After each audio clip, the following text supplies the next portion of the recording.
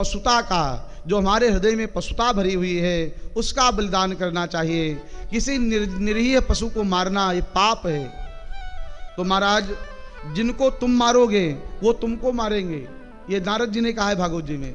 प्राचीन बरी से कहा, जिनको तुम मार रहे हो वह सब मिलकर के तुमको मारेंगे। और इसी प्रसंग में एक बहुत सुंदर उदाहरण दिया है। आज इसमें पुरंजनोपाख्यान है, भागवत के 4 स्कंद में बहुत ही महत्वपूर्ण उपाख्यान है। जीवात्मा और परमात्मा ये दोनों सखा हैं, पुरंजन और अभिज्ञात। अभिज्ञात है भगवान, पुरंजन है जीव। बहुत ध्यान से समझ करके कथा सुनना, बहुत ही महत्वपूर्ण कथा है। भगवान अभिज्ञात और पुरंजन ये दोनों इस संसार में घूमने के लिए आए। भगवान और पुरंजन दोनों भ्रमण कर रहे थे। उसी समय एक 9 द्वार का मकान दिखाई पड़ा जिसमें 9 दरवाजे थे।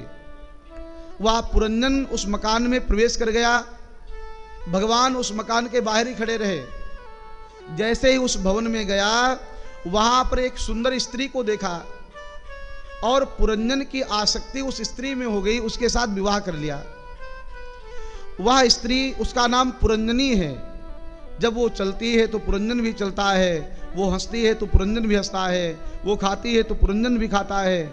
इस तरह पूरा समय उसको देने लगा। धीरे धीरे समय व्यतीत होने लगा। एक बार काल कन्या जरा विवाह करना चाहती थी, तो हाथ में वरमाला लेकर के वह विवाह करने चली, तो कोई व्यक्ति उसके साथ विवाह नहीं कर रहा था, जो देखे वो भाग जाए। तो उसने अपने साथ 700 सैनिक लिए और 700 सैनिक लेकर के अपने साथ एक काल नाम का सेनापति लिया और जाकर के उस नगर में आक्रमण कर दिया जिसमें पुरंजन रहता था। पुरंजन को जबरदस्ती पकड़ लिया और उस काल कन्या जरा ने पुरंजन के साथ विवाह कर लिया और पुरंजन की मृत्यु हो गई। मरने के बाद वह पुरंजन स्त्री बनकर के पैदा हुआ, क्योंकि अंतिम समय में वह पुरंजनी का स्मरण कर रहा था। इस कथा का आध्यात्मिक अर्थ बड़ा सुंदर है।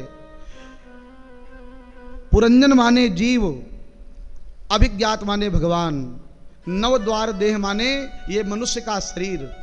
हम लोगों का जो शरीर है इसमें 9 दरवाजे हैं, 2 आँख, 2 कान, 2 नाक, 6 मलमूत्र त्याग का स्थान। ये 9 द्वार की हमारी देह है। और इसमें बुद्धि नाम की एक स्त्री रहती है जिसका नाम है पुरंजनी। जीवात्मा ने उस बुद्धि रूपी पुरंजनी का आवरण किया और उसके साथ बड़े प्रेम के साथ रहने लगा, इस देह को अपना मानने लगा। तब तक एक काल कन्या जरा, जरा माने बुढ़ापा, काल की बेटी का नाम है जरा। जिसको काल पकड़ना चाहता है उसको अपनी पहले बेटी के पास, बेटी को भेजता है और जरा विवाह करने आती है, मतलब बुढ़ापा आता है।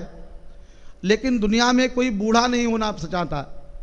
लोग बूढ़े न हो इसके लिए तरह तरह के उपाय करते हैं, दिन रात च्यवनप्राश खाते हैं ताकि बुढ़ापा ना आए। लेकिन भैया इस काल कन्या जरा से कोई बचा ही नहीं है। ये काल कन्या जरा अपने साथ 700 सैनिक लाती है, 350 गोरे, 350 काले, मतलब 350 रात्रियां, 350 दिन ये सैनिक हैं। और अपने साथ में सेनापति लाई किसको? स्वयं काल को। आकर के विवाह किया और जब कन्या वो जरा विवाह करती है तो जीवात्मा मृत्यु का, शरीर की मृत्यु हो जाती है। और अंतिम समय में जिसका चिंतन किया जाता है शरीर वैसा ही प्राप्त होता है। अंतिम समय में स्त्री का चिंतन किया तो स्त्री बनकर के पैदा हुआ पुरंजनी के रूप में। पुनः उसका विवाह हुआ, 6 बेटे हुए और 6 बेटे होने के बाद दूसरे देश के राजा ने आक्रमण किया, उसका पति मारा गया, बेटे मारे गए और पति के साथ सती होने के लिए वह पुरंजन पति की चिता पर विराजमान है। उसी समय भगवान वहां पर प्रकट हो गए। भगवान ने कहा, अरे पुरंजन ये क्या करने जा रहे हो? पुरंजन ने कहा कि मेरे पति की, कहा तुम्हारा ये पति नहीं है। फिर अभिज्ञात ने पुरंजन का परिचय बताया कि तुम मेरा ही अंश हो, तुम कोई स्त्री नहीं हो और पुरुष नहीं हो। पुरंजन को आत्मज्ञान हुआ है और पुरंजन पुनः भगवान के साथ उनके धाम चला गया, अभिज्ञात के साथ भगवान के धाम को चला गया। ये पुरंजनोपाख्यान बहुत ही विस्तृत और बहुत ही अद्भुत है। भागवत में ऐसी ऐसी कथाएं हैं जिनको पढ़ करके व्यक्ति के जीवन में वैराग्य, ज्ञान और भक्ति की प्राप्ति